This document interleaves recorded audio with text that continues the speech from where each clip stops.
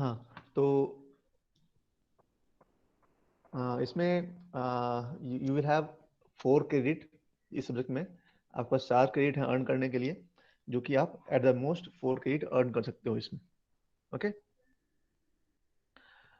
Then अगर इसका syllabus देखें तो इसमें जो फर्स्ट यूनिट है हमारा, इसमें सेमीकंडक्टर मटेरियल्स एंड प्रॉपर्टीज हम लर्न करने वाले हैं।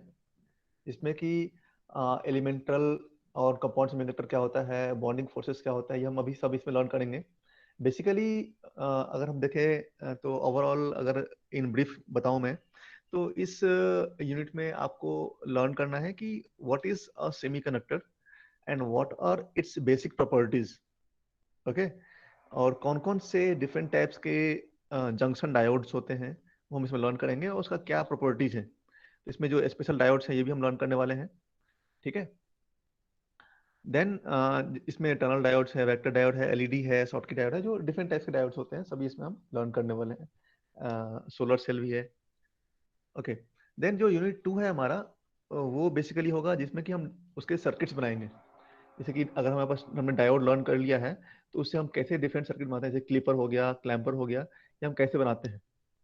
देन अगर पावर सप्लाई की बात करें तो पावर सप्लाई हम कैसे बनाएंगे। Power supply is the most basic component जो हम यूज करते हैं हर एक सर्किट में। कोई भी सर्किट अगर हम बना रहे हैं, कोई भी डिजाइन किया है सर्किट, तो उसको वर्क कराने के लिए हमें पावर सप्लाई की जरूरत होती है। We need power supply. तो पावर सप्लाई हम कैसे बनाते हैं, तो उसका जो मोस्ट बेसिक कंपोनेंट होता है वो होता है रेक्टिफायर्स। तो इसमें हम देखेंगे कि व्हाट इज रेक्टिफायर्स, उसके टाइप्स क्या हैं, full wave, half wave, bridge, ये तीनों टाइप्स कैसे हैं। उसका हम कैसे फिल्टर सर्किट बनाते हैं। जैसे कि आप मोबाइल चार्ज करते हो, है ना, आपके पास एक मोबाइल चार्जर होता है। तो मोबाइल चार्जर क्या करता है बेसिकली, जो सप्लाई हमारे घर में आ रहा है 220 वोल्ट का, उसको कन्वर्ट करता है 5 वोल्ट में। ठीक है। या फिर 3 वोल्ट में, या फिर जितने भी वोल्ट में हमें जरूरत होती है उसको, और उसको वो रेगुलेट करता है। मतलब कि अगर हमारे इनपुट में वोल्टेज फ्लक्चुएट हो रहा है, तो उसको वो कांस्टेंट 5 वोल्ट हमें देता है। तो for that we need filter circuit, voltage regulation circuits, है ना। उसके डिफरेंट टाइप्स क्या क्या होते हैं वो हम लर्न करेंगे। तो ये सब हम बेसिकली यूनिट 2 में हम लर्न करने वाले हैं। देन जो यूनिट 3 है, उस वो बेसिकली हमारा होगा बीजेटी के लिए। बीजेटी हम लर्न करेंगे। बीजेटी का फुल फॉर्म है बाइपोलर जंक्शन ट्रांजिस्टर। ठीक है। तो unit 3 is basically for BJT, जिसमें कि वो कैसे बनता है, उसके कौन कौन से टाइप्स होते हैं, कौन कौन से कॉन्फ़िगरेशंस होते हैं जिसमें हम उसको यूज़ करते हैं, उसका रीजन ऑफ ऑपरेशन क्या है, कट ऑफ एक्टिव सैचुरेशन क्या होता है, एज अ एम्पलीफायर उसको कैसे यूज़ करते हैं, वो हम लर्न करेंगे इसमें। देन वी विल लर्न कि डिफरेंट बायसिंग मेथड्स क्या क्या हैं इसके, कैसे उसको हम बायसिंग करते हैं।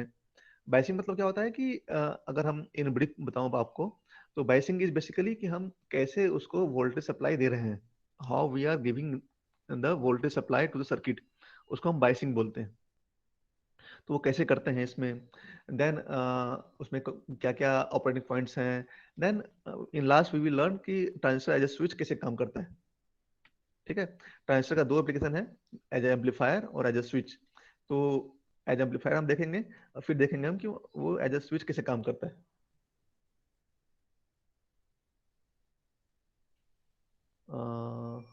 तेजस्वी। ओके। ठीक है। इतना ये यूनिट 3 में हम लर्न करने वाले हैं बेसिकली। यूनिट 4 में हम आएंगे स्मॉल सिग्नल एनालिसिस पे। अब यहाँ पे दो चीजें होती हैं, small signal analysis and large signal analysis. तो लार्ज सिग्नल एनालिसिस हम बेसिकली बोलते हैं डीसी एनालिसिस को, कि डीसी वोल्टेज हमने दिया तो कैसे वो बिहेव कर रहा है, या डीसी करंट दिया तो कैसे बिहेव कर रहा है, उसको बोलते हैं हम बेसिकली लार्ज सिग्नल एनालिसिस। और एक होता है स्मॉल सिग्नल एनालिसिस, जो कि हम यूनिट 4 में लर्न करेंगे। वो इसका मतलब क्या हो गया कि जब हम एसी इनपुट देते हैं। एसी इनपुट मतलब क्या, कि जैसे कि वॉइस है, या कोई साइन वेव है, कोसाइन वेव है, वो हमने इनपुट दिया, तो वो कैसे बिहेव करता है, तो वो हम इसमें लर्न करेंगे यूनिट 4 में। तो इसमें स्मॉल सिग्नल एम्पलीफायर में वो कैसे डिफरेंट फ्रिक्वेंसी पे वर्क करता है, कौन कौन से एम्पलीफायर एनालिसिस टेक्निक्स हैं, वो इसमें लर्न करने वाले हैं। Then current mirror circuit use करने वाले हैं। देन लार्ज सिग्नल एनालिसिस में हम पावर एम्पलीफायर लर्न करेंगे। कि class A, class B, class C, class A B, class D, ये सब कैसे काम करता है और इसका क्या एप्लीकेशन है और क्या इसका यूज है। देन यूनिट 5 है। यूनिट 5 में हम, जो हमारा लास्ट यूनिट रहेगा, इसमें हम लर्न करेंगे एफईटी के बारे में। एफईटी और बीजेटी ये दो डिफरेंट टाइप्स हैं ट्रांजिस्टर्स के। बीजेटी है बाइपोलर जंक्शन ट्रांजिस्टर, जो हम आगे लर्न करेंगे ये सब चीज़ें इन डिटेल। मैं अभी आपको एक ब्रीफ में दे रहा हूँ इंट्रो। और एफईटी जो है वो फील्ड इफेक्ट ट्रांजिस्टर्स है। अच्छा, एक और चीज़ मैं आप लोगों को बताना चाहूँगा कि आप लोग आई थिंक नोट बुक लेके बैठे हो आप लोग, तो मैं जो भी बताते जा रहा हूँ उसको आप लोग नोट भी करते जाना, है ना। हो सकता है कि बहुत कुछ पीपीटी में नहीं हो, तो मैं बताऊंगा आप लोगों को, तो उसको आप लोग नोट कर लोगे तो it will be better for you. Last बाद में अगर आपको कुछ रिवाइज करना है तो it will be easier for you कि आप उसको रिमेम्बर कर पाओगे कि मैंने क्या बताया था और कैसे बताया था। तो आप लोग एक नोटबुक और पेन लेके बैठो ताकि आप उसको नोट भी कर पाओ साथ साथ। तो एफईटी जो है वो बेसिकली इसका फुल फॉर्म है, नोट कर लो सब, फील्ड इफेक्ट ट्रांजिस्टर। तो इसको इसके डिफरेंट टाइप्स हैं, जिसमें कि एक जेएफईटी है, एक मॉसफीटी है। तो ये होता है जंक्शन फील्ड इफेक्ट ट्रांजिस्टर, इसको बोलते हैं हम metal oxide semiconductor field effect transistor. तो इस दोनों चीजों को हम इसमें लर्न करेंगे। देन हम लर्न करेंगे यूजेटी क्या होता है और थ्राइस्टर क्या होता है। तो ये सब हम इस 5वें यूनिट में लर्न करने वाले हैं इस सेमेस्टर में। ठीक है। नेक्स्ट इज कि अब कौन से बुक्स हमें यूज करने हैं और कौन से बुक्स अच्छे बुक्स हैं जो हमें यूज करना है। देखो, ये जो सब्जेक्ट है इलेक्ट्रॉनिक डिवाइसेस, ये बहुत ही सबसे बेसिक सब्जेक्ट है आपके कोर्स का, मतलब आपके इंजीनियरिंग कोर्स का सबसे बेसिक और सबसे इंपॉर्टेंट कोर्स है ये इलेक्ट्रॉनिक डिवाइसेस। इसको अगर आपका बेस इसमें स्ट्रांग हो गया तो ये चीज आपको इंजीनियरिंग के लास्ट सेमेस्टर तक काम आने वाली है। हमेशा हर एक सब्जेक्ट में इसका यूज होगा, जो भी आप लर्न करने वाले हो उसमें। और साथ में if you are planning to appear in GATE, GATE जो पता है आप लोगों को कि एक इंट्रेंस टेस्ट होता है, जो कि अगर आपको पीएसयू में जाना है या फिर अगर आपको हायर स्टडीज के लिए जाना है तो उसके लिए गेट कंपलसरी है। तो गेट अगर देना है तो गेट का ये एक बहुत ही इंपॉर्टेंट सब्जेक्ट है इलेक्ट्रॉनिक डिवाइसेस। तो इसको अगर आप अच्छे से लर्न करोगे तो इसके बाद इलेक्ट्रॉनिक डिवाइसेस सर्किट्स आता है, एनालॉग सर्किट्स आता है, और भी जो कोर्सेस हैं उस सभी कोर्सेस में आपको हेल्प मिलेगा और वो आपको इजी लगेगा अगर आपको ये पता है तो इसीलिए बहुत इंपॉर्टेंट है कि इसके लिए आपके पास अच्छा टेक्स्ट बुक हो। ठीक है। तो अच्छा टेक्स्ट बुक का मतलब होता है कि जो एक स्टैंडर्ड टेक्स्ट बुक है जो कि हर जगह यूज होता है, इवन आईआईटी में। तो ये जो यहाँ पे दिख रहा है आपको थर्ड नंबर पे, ये बुक, ये बहुत ही स्टैंडर्ड बुक है। और ये आई विल सजेस्ट यू कि ये आप लोग खरीद लो अगर खरीद पाओ तो। मे बी अगर सेकेंड हैंड मिले तो सेकेंड हैंड खरीद लो, कोई दिक्कत नहीं है। बट आपके पास ये बुक होना चाहिए और ये बुक आपको हमेशा काम में आएगा फ्रॉम सेकेंड सेमेस्टर से लेके 8th सेमेस्टर तक। ये बहुत ही अच्छी बुक है, बॉलस्टेड एंड नेसल का। ये इलेक्ट्रॉनिक डिवाइसेस एंड सर्किट्स है, पीएचआई का है। तो ये बहुत ही अच्छी बुक है, स्टैंडर्ड बुक है। इसको हर जगह लोग फॉलो करते हैं। तो ये तो मस्ट है, मैं बताऊंगा मेरे हिसाब से। देन जो फर्स्ट नंबर का बुक है मिलमैन हल्कियास का इलेक्ट्रॉनिक डिवाइसेस एंड सर्किट्स, ये भी अच्छी बुक है।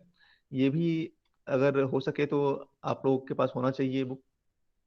इसके बाद जो सेकेंड नंबर की बुक है ये भी अच्छी है, इलेक्ट्रॉनिक डिवाइसेस एंड सर्किट्स का, सालिवाहन का है। और देखो, ये जो सब्जेक्ट है इलेक्ट्रॉनिक डिवाइसेस, ये बहुत ही बेसिक सब्जेक्ट है और सालों से आ रहा है, चलता आ रहा है ये सब्जेक्ट। तो इसमें you will find thousands of books different writers के। तो सारे बुक्स इसमें अच्छे बुक्स हैं, ऐसा कुछ नहीं है कि कोई बुक खराब है कोई भी अच्छा है। लेकिन मैंने जो बताया है कि ये स्टैंडर्ड बुक्स हैं जो कि हर जगह फॉलो होता है। और ये आपको, ये अगर बुक लोगे तो 2-3 सब्जेक्ट में काम आ जाएगा आपके ये। इसमें तो काम आएगा ही, जो आगे थर्ड सेमेस्टर में, फोर्थ सेमेस्टर में लर्न करने वाले हो आप सब्जेक्ट, उसमें भी काम आएगा ये। और गेट में भी काम आएगा, गेट में भी काफी हेल्पफुल होता है ये बुक। और भी सारे बुक्स हैं जो भी अगर आपके पास अवेलेबल है वो भी आप यूज कर सकते हो, ऐसा कुछ नहीं है, सब सारी अच्छे बुक्स हैं। बस ये ध्यान रखना है कि जो उसका लैंग्वेज जो है वो थोड़ा ठीक हो, है ना, तो इजी होता है पढ़ने में। ओके। देन इसके बाद अगर हम चलें तो नेक्स्ट इज कि इसमें लैब्स कौन कौन से होंगे, है ना। इसमें मैंने बताया था आपको, स्कीम में दिखाया था कि इसमें लैब्स लैब्स भी है इसमें, है ना। यहाँ पे 50 मार्क्स के आपके लैब्स हैं। तो लैब्स में क्या क्या करने हैं आपको, तो डायोड कैरेक्टरिस्टिक्स आप इसमें देखोगे कि डायोड कैसे काम करता है ना, जंक्शन डायोड, उसका रेजिस्टेंस, डायनामिक और स्टैटिक रेजिस्टेंस कैसे हम फाइंड करते हैं। देन जीना डायोड कैसे काम करता है। देन क्लीपर और क्लैंपर कैसे होता है, वर्क करता है। देन हाफ वेव और फुल वेव और ब्रिज रेक्टिफायर कैसे काम करता है, उसका सर्किट क्या होता है। देन कैसे हम जीना डायोड की हेल्प से वोल्टेज रेगुलेशन करते हैं, ये देखेंगे हम। देन विल सी कि बीजेटी कैसे वर्क करता है।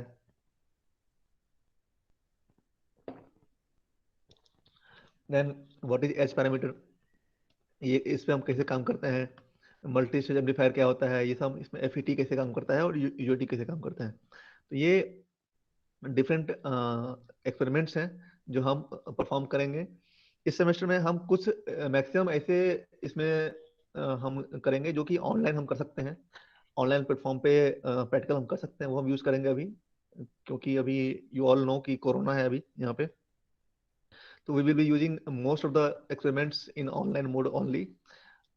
Some of the experiments which are not available in the online mode, we will work it in offline mode. मतलब जब भी अपॉर्चुनिटी मिलेगी और ये ठीक होता है कोरोना, तो हम कॉलेज जाके इसको परफॉर्म करेंगे। ओके, यहाँ तक किसी को कुछ पूछना है, कोई डाउट है, कोई क्वेरी, एनीथिंग?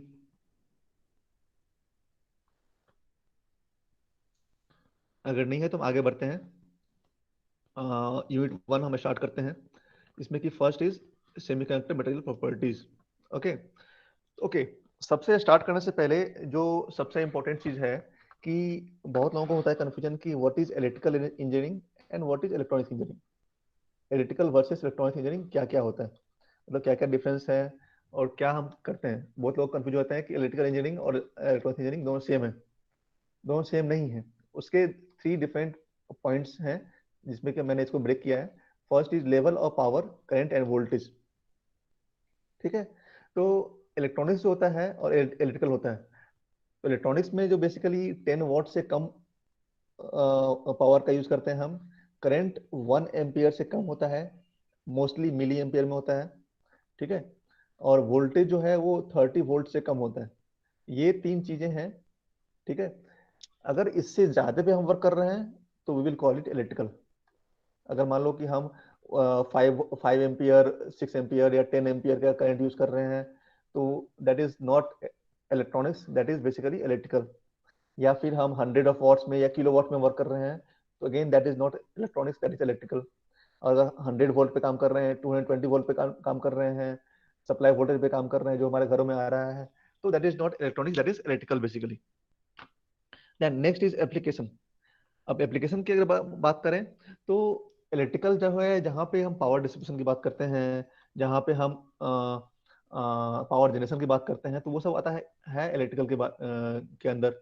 अगर हम बात कर रहे हैं किसी इंफॉर्मेशन का, कोई सिग्नल हम एनालाइज कर रहे हैं, सिग्नल को जनरेट कर रहे हैं, हम उसको ट्रांसमिट कर रहे हैं, तो ये सब जो है कोडिंग कर रहे हैं हम, या स्टोर कर रहे हैं सिग्नल को, उसको प्रोसेस कर रहे हैं, तो these all things are in electronics. और अगर हम पावर जनरेट कर रहे हैं, पावर को डिस्ट्रीब्यूट कर रहे हैं, तो वो सब आता है इलेक्ट्रिकल में। Okay. Then the last point is size of device. अब साइज ऑफ डिवाइस क्या है कि अगर साइज बहुत बड़ा है किसी भी डिवाइस का, तो वो इलेक्ट्रॉनिक्स नहीं होगा। इलेक्ट्रॉनिक्स के डिवाइसेस के साइजेस बहुत छोटे छोटे होते हैं। ठीक है। अगर उसमें जनरेटर लगा हुआ है, मोटर्स लगे हुए हैं, तो वो हम बोल सकते हैं कि इलेक्ट्रिकल के टाइप में आ जाएगा वो। अगर हम बात कर रहे हैं आईसीएस का, ठीक है, सबसे ज्यादा बड़ा जो ट्रांसमीटर होता है, रिसीवर होता है, या फिर रडार एंटीनाज होता है, तो ये सब आता है इलेक्ट्रॉनिक्स में। लेकिन अगर हम बात करें ट्रांसमिशन सिस्टम्स का, जहाँ पे हम डिफरेंट यू नो चीज यूज करते हैं, जहाँ पे हम जनरेशन कर रहे हैं, तो वो सब आता है इलेक्ट्रिकल में। तो आई होप कि आप लोगों को ये क्लियर है कि what is electrical and what is electronics. इसमें किसी को डाउट?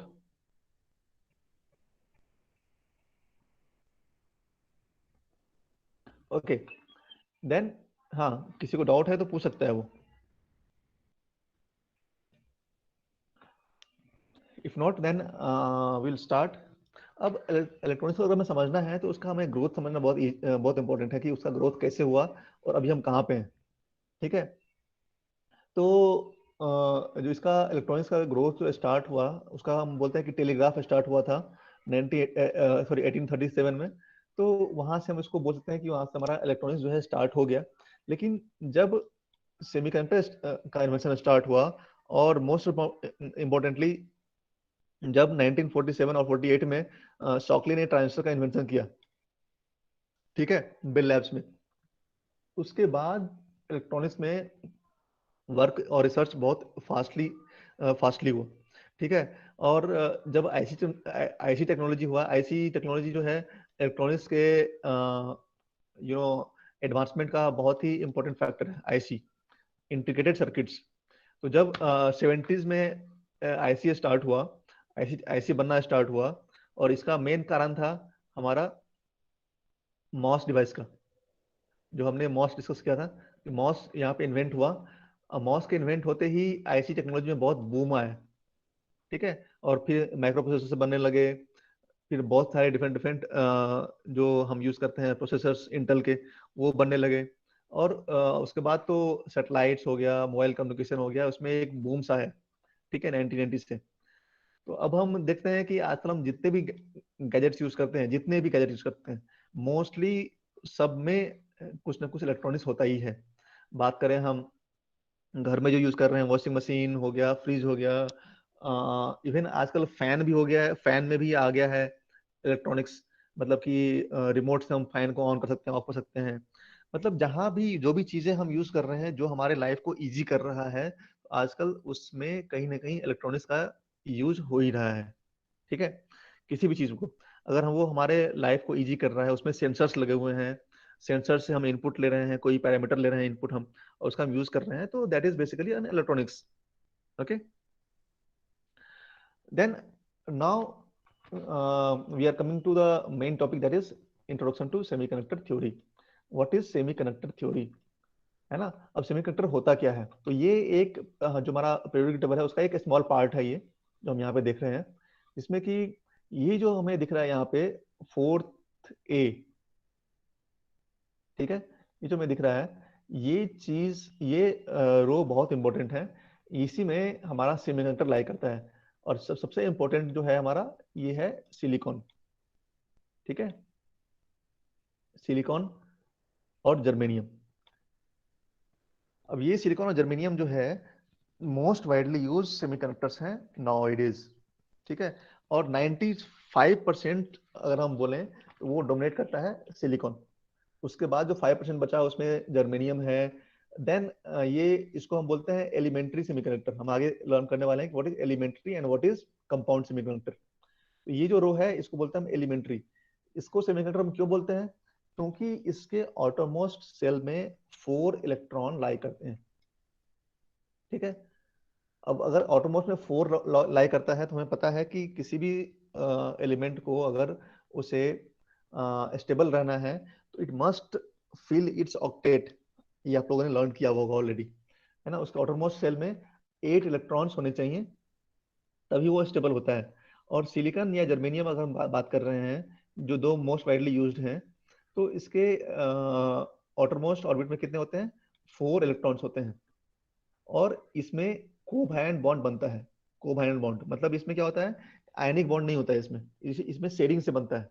मतलब कि सिलिकॉन का एक जो एटम है, वो अपने पास वाले एटम से शेयर करता है आउटरमोस्ट ऑर्बिट के इलेक्ट्रॉन्स। उससे इसमें कोवैलेंट बॉन्डिंग से इसमें ये एलिमेंट बनता है। ठीक है, तो ये इसको बोलते हैं हम कंपाउंड, सॉरी इसको बोलते हैं एलिमेंटल। अब अगर हम ग्रुप 3 का यूज करें और ग्रुप 5 का यूज करें, तो ग्रुप 3 मतलब क्या हो गया, इसके आउटरमोस्ट ऑर्बिट में 3 इलेक्ट्रॉन्स हैं। और ग्रुप 5 में क्या है, इसके आउटरमोस्ट ऑर्बिट में 5 इलेक्ट्रॉन्स हैं। तो अगर इस दोनों का अगर हम जो अगर हम कंपाउंड बनाएं, तो भी इसमें शेयरिंग का यूज होता है, और इससे भी हमें सेमीकंडक्टर मिलता है। ठीक है, तो एक तो एलिमेंट्री हो गया। इसमें आप लोग बताओगे कि हम सिलिकॉन ही क्यों यूज करते हैं, जर्मेनियम ही क्यों यूज करते हैं, हम टिन क्यों यूज नहीं करते हैं, हम कार्बन क्यों यूज नहीं करते हैं, है ना। ये भी एक डाउट आ सकता है आपके मन में। तो कार्बन जो है, as you we all know कि कार्बन जो है मोस्ट वाइडली अवेलेबल सब्सटेंस है इस अर्थ पे। सबसे ज्यादा कोई अगर चीज अर्थ पे अवेलेबल है तो वो कार्बन है। लेकिन हम कार्बन इतना ज्यादा अवेलेबल है फिर भी हम उसका यूज क्यों नहीं करते हैं? तो इसका कारण ये है कि कार्बन बहुत ही कॉम्प्लेक्स है। उसका जो अ, अगर हम बात करें, आर्किटेक्चर बहुत ही कॉम्प्लेक्स है। ठीक है। उसका एक टाइप है जिसको बोलते हैं हम डायमंड। तो डायमंड बहुत ही कॉम्प्लेक्स है, उसको हम यूज नहीं करते हैं। लेकिन अगर हम बात करें उसका, तो इस पे रिसर्च चल रहा है। आगे इस पे आपका एक और नया टेक्नोलॉजी है या बोल सकते हैं नया एरिया है जिसको बोलते हैं हम कार्बन नैनो ट्यूब्स बोलते हैं। तो कार्बन नैनो ट्यूब्स में हम कार्बन का ही यूज करते हैं for generating different nano tubes. तो वो एक रिसर्च एरिया है जो आप बाद में समझ में आएगा, आपको बाद में लर्न करेंगे उसको। तो अभी अभी इतना समझना बहुत ही सफिशियंट है कि हम सिलिकॉन और जर्मेनियम जो है यही हम मोस्ट वाइडली यूज करते हैं। और उसमें भी सिलिकॉन का हम मोस्टली यूज करते हैं 95% एसीज में। ठीक है। अभी हमने बात किया था एलिमेंटल और कंपाउंड सेमीकंडक्टर का। तो एलिमेंटल में ओनली सिलिकॉन और जर्मेनियम है। ठीक है, जो हमने अभी देखा था। और कंपाउंड में हो गया कि जब ग्रुप ग्रुप 3 और ग्रुप 5 का हम यूज करें, जैसे कि यहाँ पे बताया मैंने ग्रुप 3 और ग्रुप 5 का, तो एल्यूमिनियम फॉस्फेट हो गया, गैलियम आर्सेनाइड हो गया, या डिफरेंट कॉम्बिनेशन हैं इसके वो। या फिर हम ग्रुप 3 और ग्रुप 6 का भी यूज कर सकते हैं हम, या फिर मल्टीपल एलिमेंट्स का भी यूज कर सकते हैं। तो उसको बोलते हैं हम कंपाउंड। यहाँ पे दिख रहा है आपको, गैलियम फॉस्फाइड है, गैलियम आर्सेनाइड है, ये सब हो गया। इसमें ओनली 2 एलिमेंट्स यूज हुआ है हमारा। अगर हम 3 एलिमेंट यूज करें तो गैलियम आर्सेनाइड फॉस्फेट है, गैलियम एल्युमिनियम गैलियम आर्सेनाइड है। ये 3 एलिमेंट हो गया। अब 4 एलिमेंट का भी आता है, तो ये इंडियम गैलियम आर्सेनाइड फॉस्फेट, ये भी एक सेमीकंडक्टर है। तो इस तरह से हम डिफरेंट एलिमेंट्स का यूज करके हम कंपाउंड सेमीकंडक्टर बनाते हैं। ठीक है। लेकिन इस सब का एप्लीकेशन बहुत ही नैरो होता है, वी कैन से कि एप्लीकेशन स्पेसिफिक होता है। किसी पर्टिकुलर एप्लीकेशन के लिए इसका यूज करते हैं। अगर हम बात करें जनरल पर्पस के लिए, तो जनरल पर्पस के लिए silicon is the most widely used semiconductor. Okay. Then अगर हम बात करें उसके एप्लीकेशंस का, तो सिलिकॉन जर्मेनियम जो है वो all types of device like diodes, transistors, IC, ये सब बनता है उससे। अगर हम बात करें इन सब चीजों का, गैलियम आर्सेनाइड, गैलियम फॉस्फाइड, है ना, ये सब हो गया। गैलियम आर्सेनाइड 1 - x और px जो है, ये सब हो गया। तो ये सब हम यूज करते हैं जनरली एलईडी के लिए। एलईडी में डिफरेंट कलर्स हमें यूज करना होता है, व्हाइट से लेके रेड, ब्लू, हर एक डिफरेंट कलर का। तो इसमें यहाँ पे जो आपको दिख रहा है 1 - x दिख रहा है, तो अगर हम उसका वैल्यू 0 से 1 के बीच में रखते हैं, तो वो बैंड गैप डिसाइड करता है। बैंड गैप आगे क्या होता है वो हम आगे लर्न करने वाले हैं। कि बैंड गैप होता है कि वैलेंस बैंड और कंडक्शन बैंड के बीच का डिस्टेंस। किसी भी एलिमेंट में अगर वैलेंस बैंड है और और कंडक्शन बैंड है, तो उसके बीच का जो डिफरेंस होगा, कितना गैप है, उसको उसको बोलते हैं हम बैंड गैप। ठीक है। तो ये डिसाइड करता है कि बैंड गैप 1.4 से 2.47 इलेक्ट्रॉन वोल्ट के बीच में अगर है, तो हम उसका यूज करते हैं। तो इसमें जो इसका एलईडी है, अगर हम इसको वैरी करेंगे इस रेंज में, तो वो इंफ्रारेड से अल्ट्रा वायलेट तक वो वैरी करता है। ठीक है। और जो अदर कंपोनेंट्स है उसका हम यूज करेंगे तो डिफरेंट कलर का हमें एलईडी मिलता है। देन गैलियम आर्सेनाइड है, इंडियम फॉस्फेट है, इसका हम यूज करते हैं माइक्रोवेव डिवाइसेस में। जेरन एस है, इसका यूज करते हैं फ्लोरोसेंट मटेरियल के लिए, स्किन के लिए, ट्यूबलाइट के लिए, एक्सेट्रा के लिए। गैलियम आर्सेनाइड हो गया या एल्युमिनियम गैलियम आर्सेनाइड हो गया, इसका यूज करते हैं हम लेजर्स के लिए, जो लेजर्स आप यूज करते हैं। देन ये सब मटेरियल्स हैं, आईएनएस भी है, तो इस सब का यूज करते हैं हम लाइट डिटेक्टर के लिए। मतलब लाइट का फाइंड करना है हमें कि वहाँ पे लाइट है या नहीं है, उसके लिए हम इसका यूज करते हैं। देन इन सब मटेरियल का यूज करते हैं हम पावर इलेक्ट्रॉनिक्स के लिए। तो ये इसके डिफरेंट एप्लीकेशंस हैं कि कैसे हम इसका यूज कर रहे हैं। ठीक है। देन हमें कुछ टर्म्स का हमें मतलब समझ में आना चाहिए जो हम बार बार यूज करेंगे, जैसे कि कैरियर्स हैं। तो कैरियर हम बार बार यूज करने वाले हैं। तो कैरियर का मतलब क्या होता है कि अगर कोई भी एक इलेक्ट्रॉन नेगेटिव नेगेटिव चार्ज है और होल जो है वो पॉजिटिव चार्ज होता है ना। मतलब इलेक्ट्रॉन पे क्या होता है हमेशा, नेगेटिव चार्ज होता है, और होल्स पे क्या होता है, पॉजिटिव चार्ज होता है। नाउ आपके माइंड में आएगा कि व्हाट इज दिस होल। अगर मैं ये बोल रहा हूँ कि ये होल का मतलब क्या हुआ? तो hole is nothing but just the absence of electron. मतलब कि जहां पे एक बॉन्ड बना हुआ था और वहां पे इलेक्ट्रॉन था, वहां पे इलेक्ट्रॉन होना चाहिए, दैट इज रिक्वायरमेंट, बट वहां पे इलेक्ट्रॉन नहीं है, तो उसको क्या बोलेंगे? हम होल बोलेंगे। ठीक है। जैसे कि सिंपल एक एनालॉजी लूं मैं, कि अगर एक बकेट पानी है हमारे पास, और उस पानी के अंदर में डिफरेंट बबल्स फॉर्म हो रहे हैं। तो बबल्स क्या है? बबल्स है कि जहाँ पे पानी होना चाहिए लेकिन वहाँ पे एयर है अभी, उसको हम बबल बोलते हैं, है ना? तो वैसे ही होल है कि जहाँ पे इलेक्ट्रॉन होना चाहिए लेकिन वहाँ पे इलेक्ट्रॉन नहीं है, वहाँ पे इलेक्ट्रॉन एब्सेंट है, वहाँ से इलेक्ट्रॉन कहीं और चला गया है, और वहाँ पे वैकेंसी है, तो उसको बोलते हैं हम होल। ठीक है। तो क्योंकि इलेक्ट्रॉन एक नेगेटिव चार्ज है, और नेगेटिव चार्ज अगर एक जगह से कहीं और जा रहा है, तो जहाँ पे वो नेगेटिव चार्ज था वहाँ पे क्या हो जाएगा? वहाँ पे हो जाएगा पॉजिटिव चार्ज। ठीक है। तो इसीलिए बोलते हैं कि इलेक्ट्रॉन पे नेगेटिव चार्ज होता है और होल पे होता है positive charge. Now hole is not any physical element. Hole एक कोई फिजिकल एलिमेंट नहीं है, वो जस्ट इलेक्ट्रॉन एक फिजिकल एलिमेंट है, उसका एब्सेंस है, उसको हम होल बोलते हैं। लेकिन होल भी जो है कैरियर कनेक्शन में काम आता है, तो उसका हम आगे यूज करने वाले हैं। ठीक है। अगर इलेक्ट्रॉन मूव कर रहा है, दैट मीन्स होल भी मूव कर रहा है, बट डायरेक्शन क्या होगा? डायरेक्शन उसका अपोजिट होगा। अगर इलेक्ट्रॉन्स मूव कर रहा है लेफ्ट टू राइट, अगर इलेक्ट्रॉन्स इस डायरेक्शन में मूव कर रहा है, तो ऑब्वियसली होल जो है उसके जस्ट अपोजिट में मूव करेगा। अगर मान लो कि यहाँ पे इलेक्ट्रॉन था, और इलेक्ट्रॉन यहाँ से यहाँ पहुंच गया, यहाँ पर इलेक्ट्रॉन आ गया, तो यहाँ पे क्या हो गया? यहाँ पे होल आ गया। मतलब यहाँ पे इलेक्ट्रॉन था, मतलब यहाँ पे था, मतलब यहाँ पे उसका रिक्वायरमेंट था, लेकिन यहाँ से इलेक्ट्रॉन अब यहाँ मूव हो गया है, यहाँ पे क्या हो गया? वैकेंसी क्रिएट हो गया। इस वैकेंसी को हम बोलते हैं होल। ठीक है। Now what is valence electron? तो हर एक सिलिकॉन एटम के पास जो होता है, चार वैलेंस इलेक्ट्रॉन होता है, क्योंकि हमें पता है कि वो ग्रुप 4 से आता है, तो इसमें 4 इलेक्ट्रॉन है। ठीक है।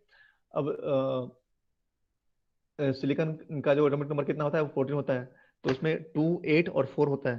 तो इसका मतलब क्या है कि लास्ट जो हमारा ऑर्बिट है उसमें कितना है? 4 इलेक्ट्रॉन्स है, तो उसको हम बोलते हैं वैलेंस इलेक्ट्रॉन्स। ठीक है। अब कोवैलेंट बॉन्ड तो पता है आप लोगों को कि जब शेयरिंग से बनता है, जब दो डिफरेंट सिलिकॉन एटम्स जो है आपस में शेयर करते हैं इलेक्ट्रॉन्स को, तो वैलेंस इलेक्ट्रॉन्स को, तो उसको बोलते हैं कोवैलेंट बॉन्ड। अब कोवैलेंट बॉन्ड की कुछ प्रॉपर्टीज हैं जो कि बहुत इंपॉर्टेंट हैं, और वो हमें हमेशा याद रखना है। कि एक तो ये कि ये जीरो टेम्परेचर पे, 0 डिग्री केल्विन पे, हाँ यहाँ पे केल्विन है, यहाँ पे डिग्री सेंटीग्रेड नहीं है, यहाँ पे केल्विन है। तो 0 डिग्री केल्विन पे अगर हम बात करें, तो कोवैलेंट बॉन्ड बहुत ही इंटैक्ट होता है, मतलब बहुत स्ट्रांग होता है वो। ठीक है। लेकिन अगर हम उसमें टेम्परेचर इंक्रीज करते हैं, ठीक है, अगर हम उसमें टेम्परेचर इंक्रीज करते हैं, रूम टेम्परेचर लाते हैं। अब what is the meaning of room temperature here? Room temperature means 27 या 25 डिग्री सी। ठीक है। अगर 27 डिग्री सी पे हम उसको लेके आते हैं, ये 0 डिग्री केल्विन है, केल्विन को अगर हमें चेंज करना है सेंटीग्रेड पे, तो क्या करना होता है? हमें 273 से प्लस करना पड़ता है। ठीक है। तो अगर से प्लस करेंगे तो कितना हो जाएगा? ये जाएगा 300 डिग्री, 300 डिग्री केल्विन हमें इसमें चेंज करना है। तो 0 डिग्री केल्विन में अगर 300 डिग्री केल्विन हमें ऐड करेंगे, तो बन जाएगा सेंटीग्रेड। तो उसको बोलते हैं हम रूम टेम्परेचर। ठीक है। जहां पे आप लोगों को डाउट हो आप पूछ लेना, कोई भी कंफ्यूजन हो तो अगर हम इसमें 300 डिग्री का चेंज कर रहे हैं टेम्परेचर में, 300 टाइम्स बढ़ा रहे हैं, इंक्रीज कर रहे हैं, तो जो इसका कोवैलेंट बॉन्ड है वो बहुत ही इजीली ब्रोकन है, ब्रोकन पॉसिबल है उसमें, है ना? It can easily broken at room temperature. तो कोवैलेंट बॉन्ड जो है, हमें समझ में आया दो चीजें, कि अगर वो रूम टेम्परेचर 0 डिग्री केल्विन पे है, तो वो बहुत ही इंटैक्ट होता है, उसको तोड़ना पॉसिबल नहीं है नॉर्मली। ठीक है। लेकिन अगर उसे उसी एलिमेंट को अगर हम लाते हैं रूम टेम्परेचर में, तो it can easily be broken. Okay. और जब भी कोवैलेंट बॉन्ड ब्रेक होता है, ये मतलब याद रखना है कि जब भी कोवैलेंट बॉन्ड ब्रेक होगा, तो वो इलेक्ट्रॉन और होल पेयर में रिलीज करता है। ठीक है। मतलब क्या हुआ कि कोवैलेंट बॉन्ड ब्रेक हुआ, मतलब कि एक पॉइंट से इलेक्ट्रॉन कहीं और गया, दैट मीन्स कि जो जहां से इलेक्ट्रॉन निकला वहां पे होल बन गया। ठीक है। तो जो हमारा कोवैलेंट बॉन्ड है, ये बहुत इंपॉर्टेंट पॉइंट है, इसको नोट कर लो आप लोग कि whenever a covalent bond breaks it releases electrons and holes in pair, मतलब वो पेयर में ही रिलीज होता है हमेशा। ठीक है, ये ध्यान रखना है कि जब भी कोवैलेंट बॉन्ड ब्रेक होता है तो वो इलेक्ट्रॉन और होल पेयर में रिलीज करता है। Okay, now what is free electron? जब फ्री कोवैलेंट बॉन्ड से इलेक्ट्रॉन निकल गया due to thermal ionization. Now what is thermal ionization? जब हमने उस एलिमेंट को रूम टेम्परेचर पे लाके रखा तो क्या हुआ उसमें? थर्मली उसमें आयोनाइजेशन हुआ, मतलब कि उसमें एक थर्मल एनर्जी मिला उसको, और उससे क्या हुआ कि जो कोवैलेंट बॉन्ड था वो ब्रेक हो गया। इलेक्ट्रॉन जो है वो अपने बॉन्ड से टूट के निकल गया। तो जैसे ही निकल गया तो वो फ्री हो गया। तो अब वो किसी भी लैटिस लैटिस में जो जिसमें वो अभी है उसमें वो फ्रीली मूव कर सकता है। तो उसको बोलते हैं हम फ्री इलेक्ट्रॉन। और होल क्या हो गया? जैसे ही इलेक्ट्रॉन निकला वहां से तो मतलब वो स्पेस जो बच गया उसको बोलते हैं होल, उस पर पॉजिटिव चार्ज होता है। ठीक है, ये क्लियर है आप लोगों को डिफरेंट टर्म्स? इसमें कोई डाउट? किसी को कोई डाउट है इसमें? No sir. ओके, तो आगे बढ़ते हैं। ठीक है, now the force on charge particles. ठीक है, एक इलेक्ट्रिक फील्ड में अगर कोई चार्ज पार्टिकल तो उस पर कितना फोर्स होता है। ठीक है, ये शायद आप लोगों को पता भी होगा कि जो है एक कोई भी एक यूनिट पॉजिटिव चार्ज है। ठीक है, किसी तो किसी पॉइंट पे अगर किसी इलेक्ट्रिक फील्ड में उस पर एक फोर्स हो रहा है तो उसमें एक इलेक्ट्रिक फील्ड इंटेंसिटी जो है वो वहाँ पे डेवलप होता है। ठीक है, तो अगर हम बात करें तो अगर पॉजिटिव चार्ज Q है, ठीक है, अगर उस चार्ज को हम Q बोलें और इलेक्ट्रिक फील्ड इंटेंसिटी अगर एप्सिलॉन है तो जो उसका फोर्स होगा उसको क्या बोलेंगे? Q into epsilon. ठीक है, तो उसको हम बोलेंगे FQ बोलते हैं, F Q equals to Q epsilon बोलते हैं उसको। तो ये जो है this is force on any charge particles in an electric field. ठीक है, ये सब फॉर्मूले जो हैं वो आपको याद रखने पड़ेंगे। ठीक है, जस्ट अ मोमेंट। हाँ अभिषेक। हाँ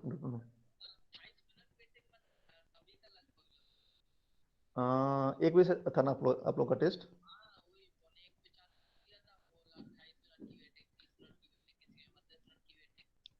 ठीक है, देख लो, अभी हो सकता है कि वो कुछ चल रहा हो।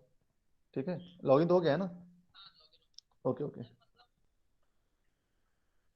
हम्म वो तो ठीक है।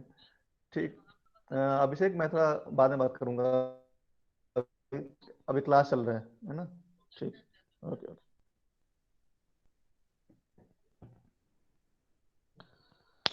Okay, sorry for the interruption.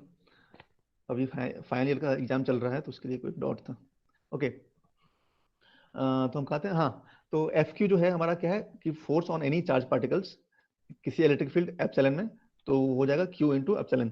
Okay, now जो है हमने स्टार्टिंग में यहाँ पे देखा था कि यहाँ पे मैंने बताया था कि जो बैंड गैप है वो 1.4 से 2.7 इलेक्ट्रिक ईवी यहाँ पे लिखा हुआ था, इलेक्ट्रॉन वोल्ट। तो इसका क्या मतलब होता है? What is electron volt basically? ठीक है, तो वो हम यहाँ पे लर्न करते हैं कि व्हाट इज इलेक्ट्रॉन वोल्ट और उसको हम कैसे समझते हैं। तो बेसिकली ये एक यूनिट ऑफ वर्क और एनर्जी है, इलेक्ट्रॉन वोल्ट जो है। और ये क्या होता है कि 1.60 इंटू 10 - 10 जूल्स। ठीक है, तो इतना अगर कोई क्वांटिटी है तो उसको बोलते हैं हम electron volt. Okay,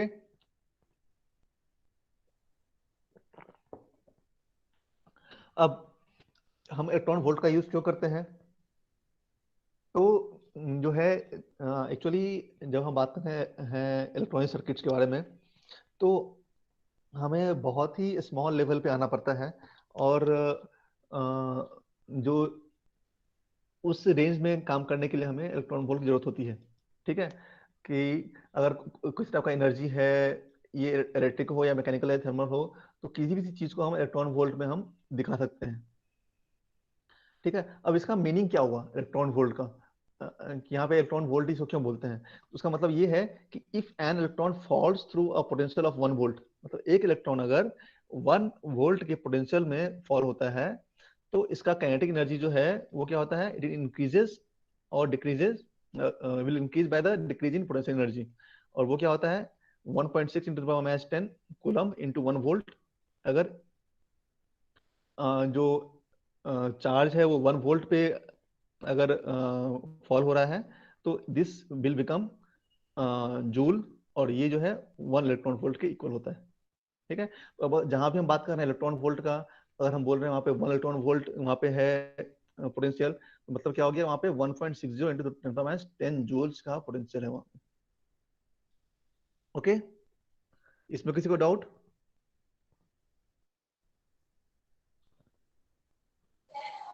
No, sir.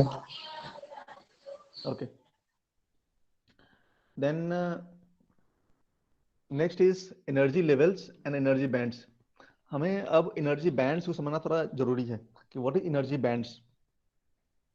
Energy level तो पता होगा आप लोगों को कि अगर ये मान लो कि कोई भी एक एटम है तो उसमें न्यूक्लियस होता है, उसके बाद डिफरेंट ऑर्बिट्स होते हैं, ठीक है, और डिफरेंट ऑर्बिट्स हैं तो क्या हो गया कि डिफरेंट ऑर्बिट्स के बीच में कुछ गैप होता है, ठीक है, तो ये हो गया हमारा डिस्क्रीट एनर्जी लेवल्स। हर एक एटम का अपना एक डिस्क्रीट एनर्जी लेवल होता है, ठीक है, जैसे कि यहाँ पे 4 एटम्स हैं अगर, ठीक है, तो चारों का अपना अपना डिस्क्रीट एनर्जी लेवल्स है, ठीक है, ये न्यूक्लियस है, ये फर्स्ट ऑर्बिट हो गया, सेकंड थर्ड फोर्थ, इस तरह से उसके डिफरेंट अपने डिस्क्रीट एनर्जी लेवल्स हैं। ये ये एक एनर्जी लेवल है, ये एक एनर्जी लेवल है, ये एक एनर्जी लेवल है, और ये एक एनर्जी लेवल है। ये सब क्या हो गया, इसको बोलेंगे हम डिस्क्रीट एनर्जी लेवल। लेकिन अगर हम इन चारों को थोड़ा और पास ले आए तो क्या होगा कि इसके जो डिफरेंट ऑर्बिट्स हैं वो ओवरलैप होना हो जाएगा स्टार्ट। यहाँ पे दिख रहा है आपको, ये ओवरलैप हो रहा है।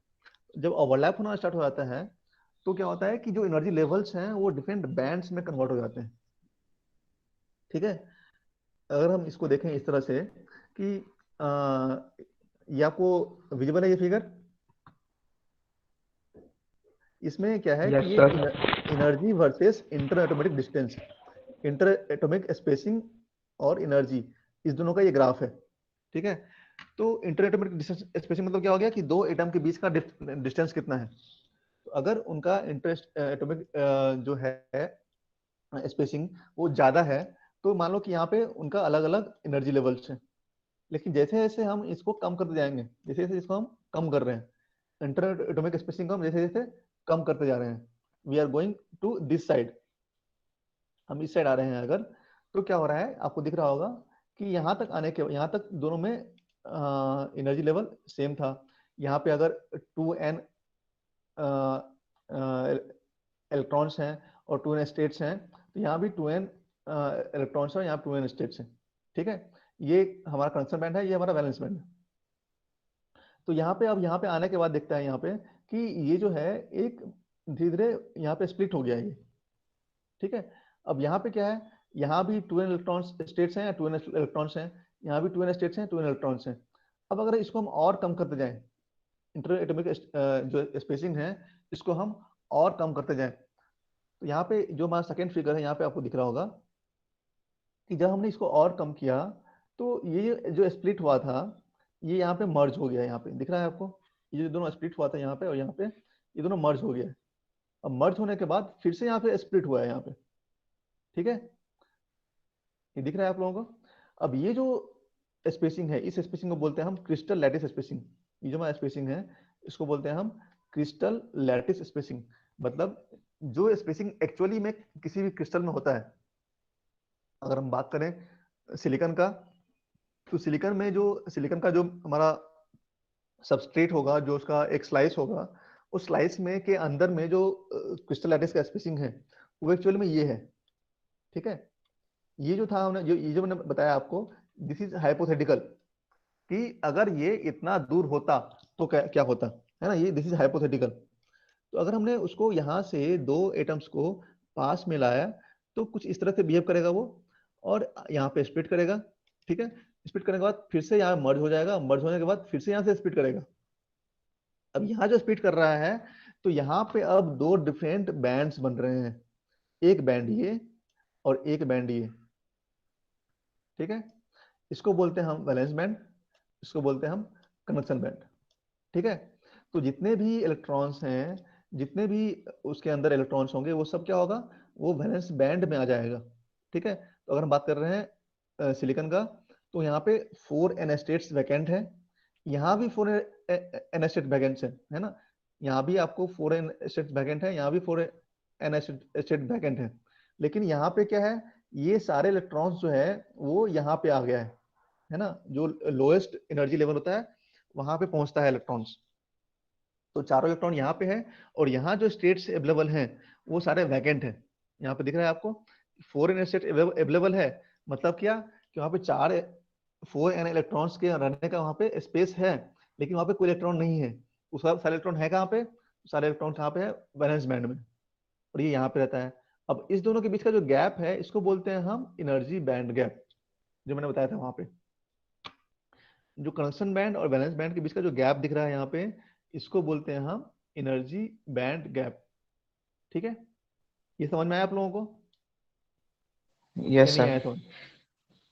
ये बहुत इंपॉर्टेंट है ये समझना, ठीक है। इलेक्ट्रॉन्स जो है वो हमेशा चाहता है कि वो लोअर एनर्जी लेवल पे रहे, ठीक है। तो वैलेंस बैंड जो है वो लोअर एनर्जी लेवल पे है, कंडक्शन बैंड अपर एनर्जी लेवल पे है। तो सारे इलेक्ट्रॉन्स जो है वो यहाँ पे आके जमा हो जाएगा। ये कब की बात है, ये बात है 0 डिग्री केल्विन का, 0 डिग्री केल्विन, ये उस समय का बात है ना। मतलब अगर आप बात करें टेम्परेचर में, तो -273 degree centigrade, -273 degree centigrade is equal to 0 degree kelvin.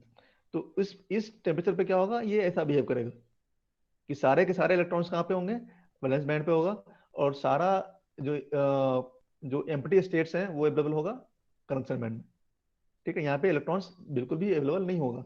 और जब तक कंडक्शन बैंड में इलेक्ट्रॉन नहीं है, तब तक उसमें कोई भी कंडक्शन नहीं होता है, उसमें कोई भी करंट फ्लो नहीं होगा, क्योंकि जब तक इलेक्ट्रॉन कंडक्टन के लिए रेडी नहीं है, जब तक इलेक्ट्रॉन्स वैलेंस बैंड में, मतलब क्या है कि वो अभी भी बॉन्डेड है न्यूक्लियस से, वो फ्री नहीं हुआ है अभी। जब वो इलेक्ट्रॉन्स वैलेंस बैंड से निकल के कंडक्शन बैंड में आएगा, तभी वो फ्री हो पाएगा, तभी उससे कोई करंट फ्लो हो पाएगा, ठीक है। तो इसीलिए हम बोलते हैं कि 0 डिग्री केल्विन पे सेमीकंडक्टर में करंट फ्लो नहीं होता है, it acts as a insulator, ठीक है। इतना क्लियर है आप लोगों को, ठीक है। Yes sir. ओके। अब हम बात करते हैं डिफरेंस टाइप्स ऑफ मटेरियल्स में, what is insulator, what is semiconductor and what is metals, ठीक है। तो अगर हम बात कर रहे हैं इसका, तो इसमें क्या होगा कि बेसिकली जो हमारा फर्स्ट है ये इंसुलेटर है। अब इसको हम इंसुलेटर क्यों बोलते हैं, क्योंकि इसमें जो बैंड गैप है वो 6 इलेक्ट्रॉन वोल्ट है या फिर उससे ज्यादा है, ठीक है। अगर बैंड गैप जो है, बैंड गैप मतलब क्या हो गया कि हमारा कंडक्शन बैलेंस बैंड और कंडक्शन बैंड के बीच का जो डिफरेंस है वो, तो ये जो बैंड गैप है, ये अगर 6 इलेक्ट्रॉन वोल्ट से ज्यादा है, ठीक है, अगर ये इससे ज्यादा है, तो इसमें जो है कोई भी करंट फ्लो नहीं हो पाएगा, ठीक है। तो इसको बोलते हैं हम insulator.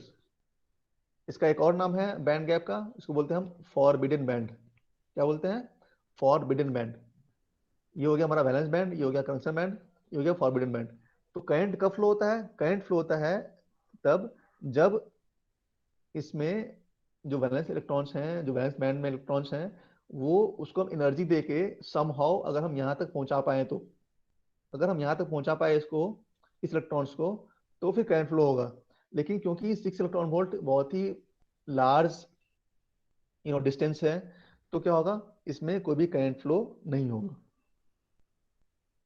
Okay. Next is semiconductor. Semiconductor क्या होता है कि अगर उसका जो एनर्जी बैंड गैप है वो 1 इलेक्ट्रॉन वोल्ट के आसपास होता है, तो क्या होता है कि टेम्परेचर से भी या कोई भी एनर्जी देने से यहाँ पहुंच जाएगा। जैसे यहाँ पहुंच गया इलेक्ट्रॉन्स, तो ये फ्री इलेक्ट्रॉन हो गया और इससे करंट का फ्लो पॉसिबल है। और बात करें हम मेटल्स का, तो मेटल में क्या होता है कि कंडक्शन बैंड और वैलेंस बैंड ओवरलैप होता है। यहाँ पे क्या है, ओवरलैपिंग है। यहाँ दिख रहा है आपको कि कंडक्शन बैंड यहाँ से यहाँ तक का है और वैलेंस बैंड यहाँ से यहाँ तक का है। इसमें क्या है, ओवरलैपिंग है। तो ओवरलैपिंग मतलब क्या हो गया कि जितने भी वैलेंस बैंड में इलेक्ट्रॉन्स हैं वो सारे के सारे कंडक्शन बैंड में भी पहुंच गए हैं। तो इसीलिए उसमें क्या होता है, करंट का फ्लो इजिली होता है मेटल्स में। मेटल में इलेक्ट्रिसिटी का फ्लो बहुत इजीली पॉसिबल है, क्योंकि सारे इलेक्ट्रॉन क्या है उसमें फ्री है। ठीक है। सेमीकंडक्टर में क्या होता है कि सेमीकंडक्टर में 0 डिग्री केल्विन पे क्या होगा कि उसमें कोई भी करंट का फ्लो नहीं होगा। ठीक है। करंट का फ्लो कब होगा, जब हम उसको रूम टेम्परेचर पे लाएंगे, 27 डिग्री C या उससे ज्यादा। तो उसमें कुछ इलेक्ट्रॉन्स यहाँ पहुंच जाएगा और फिर वहां पे कंडक्शन स्टार्ट होगा। ये क्लियर है आप लोगों को? इसमें कोई डाउट?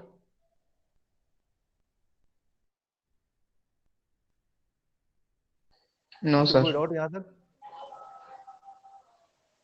तो इसको आज यहीं तक रखते हैं। नेक्स्ट क्लास में इससे आगे बढ़ेंगे हम। ठीक है। सर हाँ, सर ये बोलो। थोड़ा मटेरियल हैवी था, तो आप इसकी डेटा शीट सेंड करोगे ना, मतलब ये पीपीटी? पीपीटी? हाँ बिल्कुल सेंड करेंगे ना हाँ। पीपीटी। हाँ सर, वही थोड़ा सा हाँ एक बार फिर से पढ़ना पड़ेगा उसको। बिल्कुल बिल्कुल। अगर कोई डाउट है आप लोगों को तो आप पूछ सकते हो भी, कुछ नहीं है इसमें। सर है ना, देखो अभी तो सर। मेरे क्लास में क्या है कि मन में कोई भी डाउट आया, it may be as small as possible, कितना भी छोटा छोटा डाउट है वो तो आप मेरे से पूछ सकते हो। क्योंकि अगर मन में डाउट रखोगे आप तो आगे नहीं बढ़ पाओगे। ठीक है। अगर ये सोचोगे कि मैं अगर डाउट पूछूं तो मेरे क्लासमेट्स क्या बोलेंगे, ये बोलेंगे वो बोलेंगे, तो आपके ग्रोथ में आपके क्लासमेट्स का ग्रोथ नहीं होता है। आप अगर अच्छा ग्रोथ चाहते हो तो आपको अपने मन में डाउट नहीं रखना है। It is as simple as that. ठीक है। तो मन में कोई भी डाउट आया है, वो कितना भी छोटा क्यों नहीं हो, आप पूछ सकते हो मेरे से कभी भी। Yes sir. ठीक है। ओके। Okay sir. ठीक है। तो फिर कल मिलते हैं हम लोग फिर से क्लास के टाइम पे। तब तक आप लोग इसको रिवाइज करना। मैं पीपीटी सेंड कर दूंगा आप लोगों को। Okay. Okay sir, thank you sir. Okay. All the best.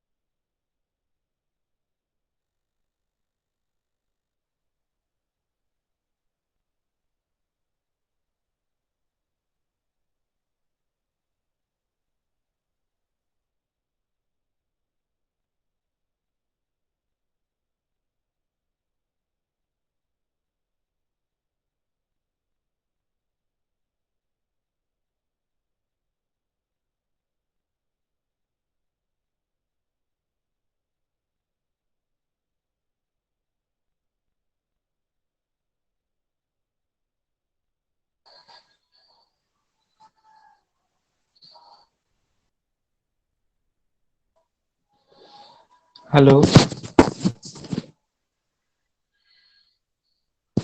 Hello.